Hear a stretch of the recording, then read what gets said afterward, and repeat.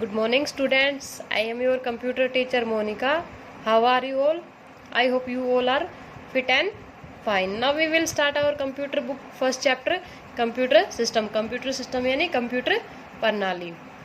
इस चैप्टर में हम पढ़ेंगे computer system, input devices, output devices, processing device, storage device, primary memory, secondary memory और मेजरिंग मेमोरी और सॉफ्टवेयर के बारे में.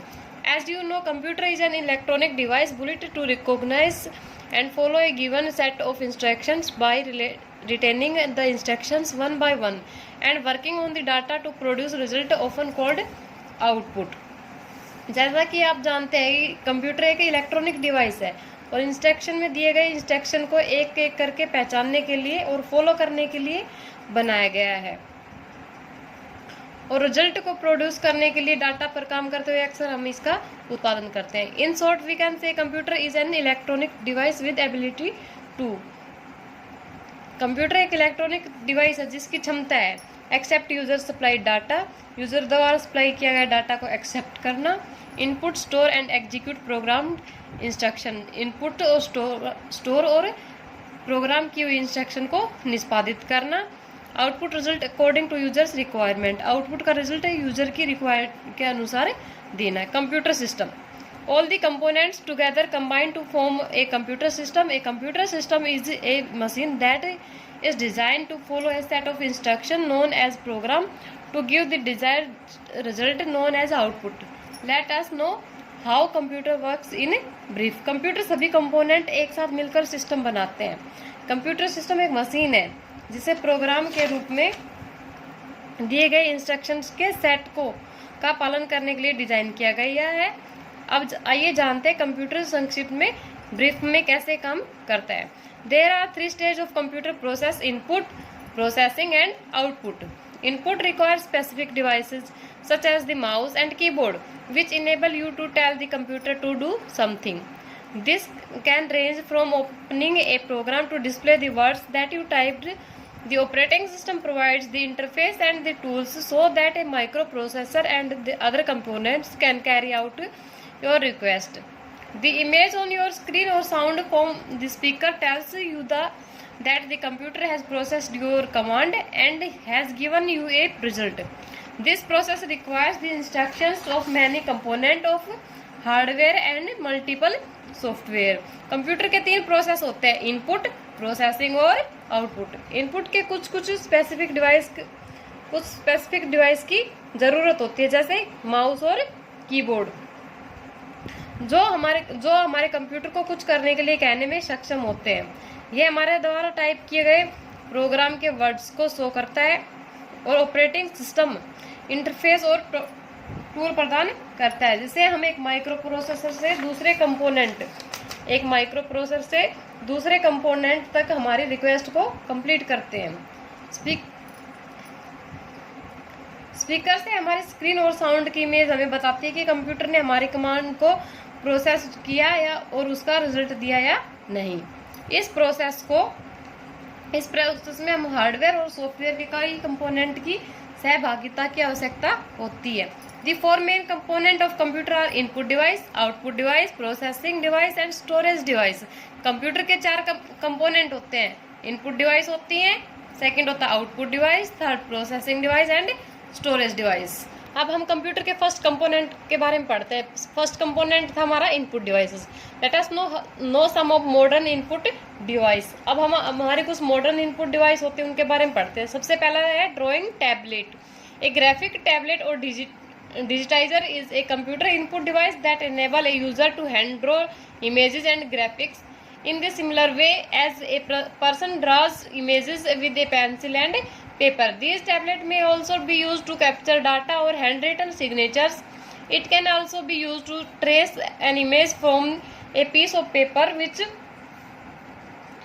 is taped or otherwise secured to the surface. एक ग्राफिक टैबलेट या डिजिटाइजर एक कंप्यूटर इनपुट डिवाइस है जो यूजर की इमेज और ग्राफिक्स को हाथ से ड्रॉ करने में सक्षम बनाता है. जैसे इंसान को कुछ भी लिखने के लिए पेंसिल और पेपर की आवश्यकता होती है वैसे ही इसको टैबलेट की जरूरत होती है.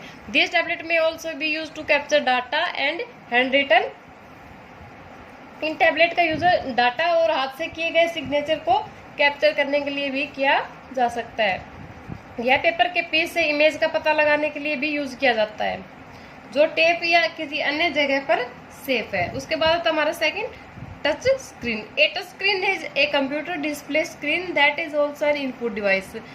टच स्क्रीन एक कंप्यूटर की डिस्प्ले स्क्रीन है जिसे हम जो एक इनपुट डिवाइस है। The screens are sensitive to pressure. A user interact with the computers by touching pictures और वर्ड्स ऑन द स्क्रीन।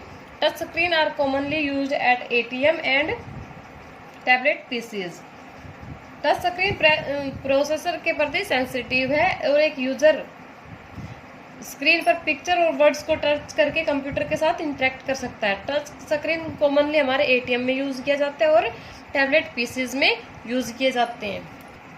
उसके बाद आता हमारा MICR। MICR की फुल फॉर्म होती है magnetic ink character recognition. Magnetic ink character recognition or MICR is an input device which is primarily used by the banking industry to facilitate the processing and clearance of checks and other documents. It is located at the bottom of a check. जो हमारी MICR है वो एक input device है जो bank industry में mostly check और दूसरे डॉक्यूमेंट की प्रोसेसिंग और क्लियरेंस के लिए फैसिलिटी के लिए यूज किया जाता है और यह चेक के बॉटम में होता है। उसके बाद ये तो थे हमारे इनपुट डिवाइसेस। अब आता है हमारा output device. An output device is used to communicate the result of data processing carried out by CPU of your computer system which convert the electronically generated information into hard copy. Output device, इस device का use हमारे computer system के CPU द्वारा किया data के processing के result की hard copy के लिए इलेक्ट्रॉनिक रूप में जनरेट इंफॉर्मेशन को कन्वर्ट करता है। उसके बाद आता है हमारा dot matrix. Dot matrix printing और impact matrix printing is a type of computer printing which uses a print head that runs back or forth or in an up and down motion on the page and prints by impact streaking and ink soaked cloth ribbon against the paper similar to the print mechanism on a typewriter. हमारा जो dot matrix printer है ये एक computer printing है जो एक print head का use करता है और एक पेज पर ऊपर और नीचे अप एंड डाउन मोशन में ऊपर और नीचे पेज को प्रिंट करता है और प्रभाव से सही गति से चले तो स्याही से लथपथ एक कपड़े में होता है इसकी और वो रिबन से टकराता है और एक टाइपराइटर पर प्रिंट कर देता है। उसके बाद आता है हमारा inkjet printer. Inkjet printing is a type of computer printing that creates a digital image by propelling droplets of ink onto paper. Inkjet printer are the most commonly used type of printer and range from small inexpensive consumer models to very large and expensive professional machines. एक प्रकार का computer यह inkjet printer है, यह भी एक प्रकार का कंप्यूटर प्रिंटिंग है जो कागज पर इंक को ड्रॉप फैलाकर डिजिटल इमेज बनाता है। यह सबसे अधिक मोस्ट कॉमनली यूज्ड सबसे अधिक यूज करने वाले टाइप के प्रिंटर है और इसमें स्मॉल और सस्ते कंज्यूमर मॉडल से लेकर बड़ी और महंगी जो प्रोफेशनल मशीन होती हैं वो शामिल होती हैं। उसके बाद आता है हमारा laser printer. It is a type of printer that utilize a laser beam to produce an image on a drum. The light of the laser alters the electrical charge on the drum wherever it hits. The drum is then rolled through a reservoir of toner which is picked up by the charged portions of the drum. Finally, the toner is transferred to the paper through a combination of heat and pressure. This is also the way copy machine work. Laser printer, यह printer एक drum पर image बनाने के लिए एक laser beam का use करता है। किसी भी ड्रम पर एक लेजर बीम का यूज करता है इमेज बनाने के लिए। लेजर की लाइट ड्रम पर इलेक्ट्रिक चार्ज को बदल देता है और ड्रम फिर टोनर को एक जलाशय के माध्यम से लुढ़काता है और ड्रम के चार्ज पर किया गया पोर्शन द्वारा उठाया जाता है। फाइनली टोनर को हीट और प्रेशर के कॉम्बिनेशन से ट्रांसफर कर दिया जाता है और यह भी कॉपी मशीनों की तरह काम करने का तरीका है। उसके ये हमने पढ़े पहले इनपुट डिवाइस, फिर आउटपुट डिवाइस और अब हम पढ़ेंगे processing device. As we learn earlier the processing unit is the brain of computer. हमने पहले भी पढ़ा है कि प्रोसेसिंग यूनिट हमारे कंप्यूटर के ब्रेन यानी मस्तिष्क होता है। Processing unit is commonly known as central processing unit. Processing unit को हम सीपीयू या सेंट्रल प्रोसेसिंग यूनिट कहते हैं। This unit carries and perform all the calculation and operation that A computer system is subjected to a CPU is further divided into the three parts. Each part is allocated and designed to perform a specific kind of function. The part are follows. यह unit computer system के अधीन होने वाली calculation और operation करती है। CPU को 3 भागों में बांटा गया है। प्रत्येक पार्ट के विशेष प्रकार के कार्य करने के लिए डिजाइन किया गया है। वो पार्ट हमारे उनके बारे में हम बाद में पढ़ेंगे। पहले हमारा आता है देखो सीपीयू में 2 होते हैं, सीयू और एएलयू। सीयू की फुल फॉर्म होती है कंट्रोल यूनिट और एएलयू की अरिथमेटिक लॉजिक यूनिट, जो हमारे डाटा और इंस्ट्रक्शन और इंफॉर्मेशन को मेमोरी में ट्रांसफर करते हैं, इनपुट डिवाइस में, और इनपुट डिवाइस मेमोरी में, और मेमोरी से आउटपुट डिवाइस में। उसके बाद वो हमारा जाता है स्टोरेज डिवाइस में। अब हमारे जो प्रोसेसिंग यूनिट के पार्ट है वो है, सबसे पहले आता है हमारा ALU. ALU stands for arithmetic logic unit.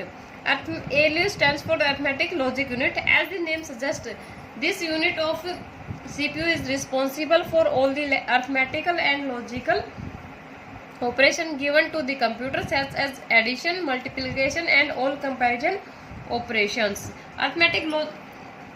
Arithmetic logic unit हमारे जैसे नाम से पता चलता है सीपीयू की एक यूनिट है जो दिए गए सभी अरिथमेटिक और लॉजिकल कार्यों को जैसे एडिशन, सब्ट्रैक्शन और सभी जो ऑल कंपैरिजन यानी तुलनात्मक कार्यों का संचालन के लिए जिम्मेदार है। ALU are designed to perform integer calculation. Therefore, besides adding and subtracting numbers, ALUs often handle the multiplication of 2 integers since the result is also an integer. While the ALU is fundamental component of all processors, the design and function of an ALU may vary between different processor model. For example, some ALU integer calculation करने के लिए design किया गया है, इसलिए संख्याओं के addition और सब्ट्रैक्शन के अलावा मल्टीप्लिकेशन भी करता है। और ALU का डिजाइन और फंक्शन अलग अलग प्रोसेसर मॉडल के बीच में अलग हो सकता है। उन कुछ एग्जाम्पल है जैसे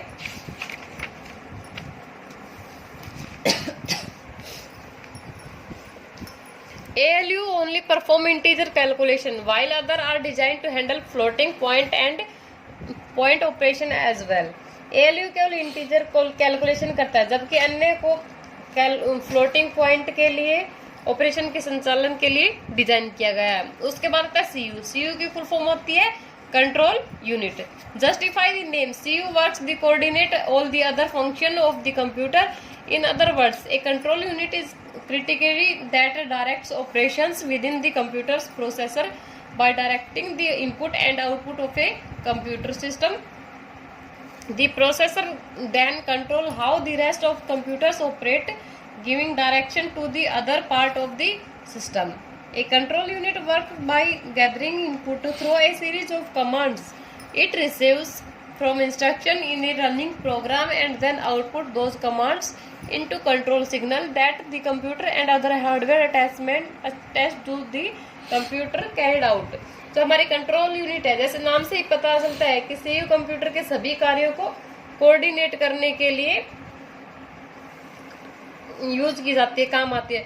दूसरे शब्दों में नियंत्रण इकाई सर्किटरी है जो कंप्यूटर सिस्टम के इनपुट और आउटपुट के निर्देशन को संचालित करता है।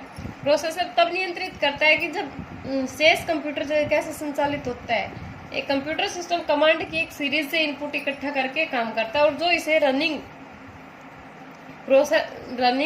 प्रोग्राम के इंस्ट्रक्शन से प्राप्त होता है और फिर उन कमांड को कंट्रोल सिग्नल में आउटपुट करता है और जो कंप्यूटर और इससे जुड़े अन्य